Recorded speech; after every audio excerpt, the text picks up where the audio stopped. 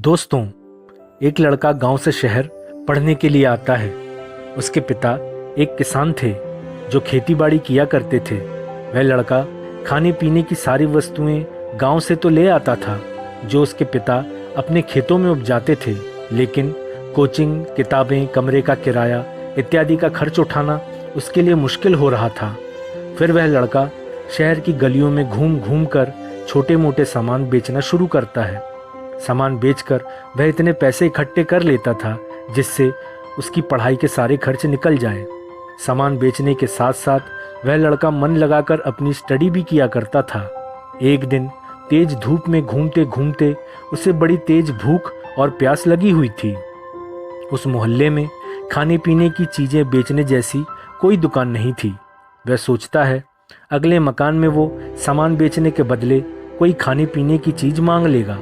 वह अगले मकान में पहुंचता है और दरवाज़ा खटखटाता है। दरवाज़ा खुलता है और सामने एक लड़की खड़ी होती है। उस लड़की को देखकर वह झेंप जाता है। उसे शर्म आती है।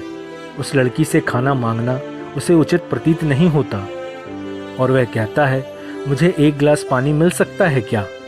लड़के की हालत को देखकर वह लड़की समझ जाती है कि उसे बहुत भूख और प्यास लगी हुई है। वह अंदर जाती है और एक गिलास दूध उस लड़के के लिए भर के ले आती है। वह लड़का दूध पीता है और दूध पीने के बाद खाली गिलास उस लड़की को देते हुए पूछता है, इस दूध के कितने पैसे हुए? वह लड़की जवाब देती है और कहती है, मेरी माँ ने मुझे सिखाया है किसी की मदद करने के बदले में उससे पैसा नहीं मांगते। लड़का हाथ जोड़ता है और दिल से उसे धन्यवाद देते हुए अगले मकान की तरफ सामान बेचने के लिए चल पड़ता है। कुछ साल बाद वह लड़का अपनी लगन और मेहनत से एक सफल डॉक्टर बन जाता है। एक दिन एक मरीज उसके हॉस्पिटल में एडमिट होता है। उसकी हालत बहुत ख़राब होती है। उसे ऑपरेशन थिएटर में ले जाया जाता है जहां उसका ऑपरेशन होना था। डॉक्टर ऑपरेशन थिएटर में घुसता है और घुसते वह उस लड़की को देखता है और उसे पहचान जाता है। ऑपरेशन के बाद लड़की की हालत में सुधार होने लगता है और कुछ दिनों में वो पूरी तरह से स्वस्थ हो जाती है।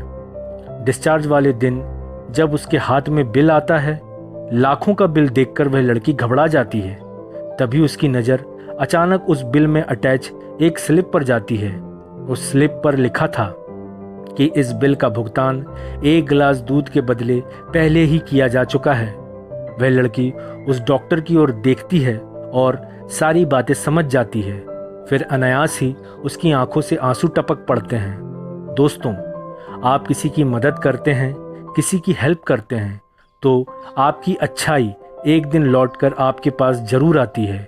वहीं जो व्यक्ति किसी का बुरा करते हैं, दूसरों को कष्ट व दुख पहुंचाते हैं, उनकी ये बुराई घूम फिर कर एक दिन उनके दरवाजे तक पहुंच ही जाती है। किसी समाज या देश के सभी लोग अच्छाई को अपने जीवन का मूल आधार बना लें तो निश्चय ही वह देश, वह समाज प्रगति के शिखर पर पहुंच सकता है। दोस्तों, यह बात सच बात है कि अच्छाई और भलाई के रास्ते पर चलने वाले व्यक्ति के जीवन में अनेकों मुश्किलें आती हैं। उन्हें अनेक कटु अनुभवों का सामना करना पड़ता है, लेकिन अंत में जीवन के किसी भी क्षेत्र में सफल और सम्मानित वही व्यक्ति होता है जो सदा अच्छाई के रास्ते पर चलता है।